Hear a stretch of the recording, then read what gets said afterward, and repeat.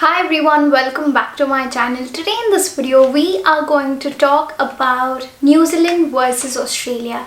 I've had Canada versus Australia on my channel. The links will be in the description box, but today I thought let me try something different and let's talk about New Zealand versus Australia. I request you guys to watch this video till the end, and without any further ado, let's get started.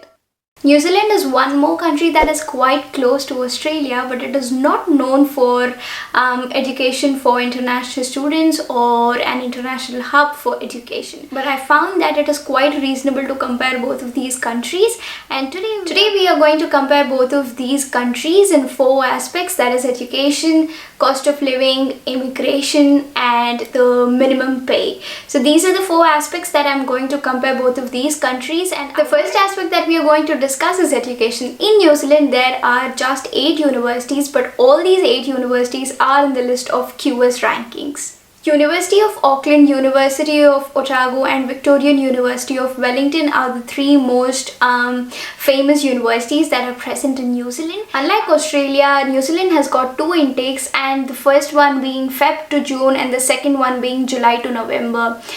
Generally, when you have to get registered in any vocational courses, then you have an intake from March to May. When compared to Australia, Australia has got 34 universities on QS rankings, and it has got 3 intakes, which is Feb, July, and then November.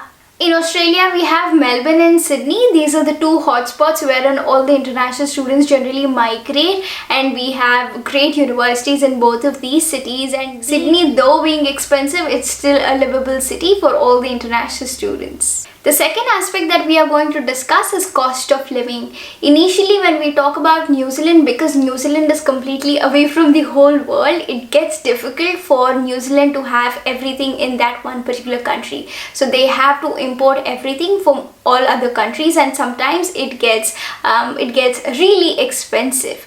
Considering Melbourne and Australia, because they are an education hub for international students, the expenses might get increased when they are living in the city, but when they are going out of the city or around the suburbs, it gets really affordable as well. When we compare Australian dollar to US dollar, 1 Australian dollar is 0.70 USD and 1 New Zealand dollar is 0.65 USD. So this is the rate as of today. For students, I would say Australia is still a better option than New Zealand, because you have variety of universities and variety of courses that you can select, and New Zealand has a very narrowed option of education sector happening in the country. Now, the most important aspect that I'm going to talk about is immigration. Now, New Zealand and Australia, the immigration is not hugely different.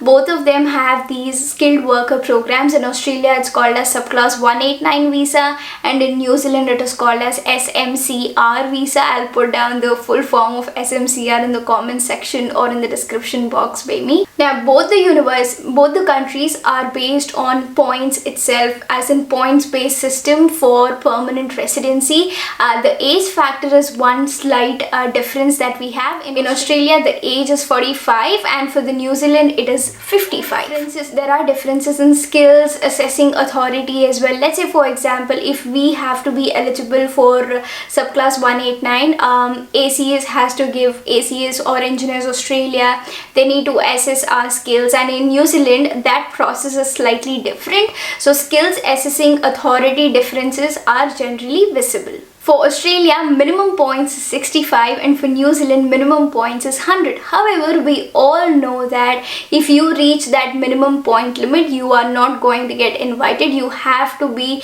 always at the bar to get the invitation. So for New Zealand, it is generally around 160 points, and for Australia, based on occupations, for IT, because I'm in that industry, I know it stays always around 90 to 95, and the points vary based on the occupation here in Australia. Also, another tiny difference that we can see in terms of immigration is the processing time and the cost of application. Generally for Australia, in order to lodge a PR, it costs about $4,000 to $5,000.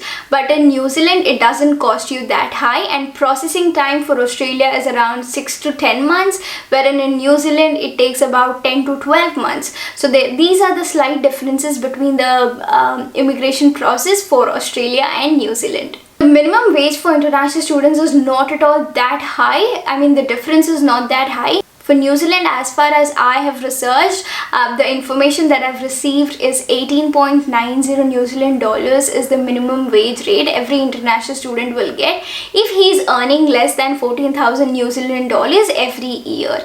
And the tax deduction is about 10% to 10.5%. For Australia, the minimum wage is about $18.93 for international students, and they can work only 20 hours a week as a visa condition. So these are the differences and these are the similarities between New Zealand and Australia. Now it is your time, it is your choice to make an informed decision as in which country is better to migrate. I'm just here to give you information. Decision is always in your hands, and please do not trust anyone on the internet blindly and take a decision. Make sure you're doing your own research before taking any informed decision. Thank you. I hope you guys loved this video. Make sure you comment, like, subscribe and share. Bye.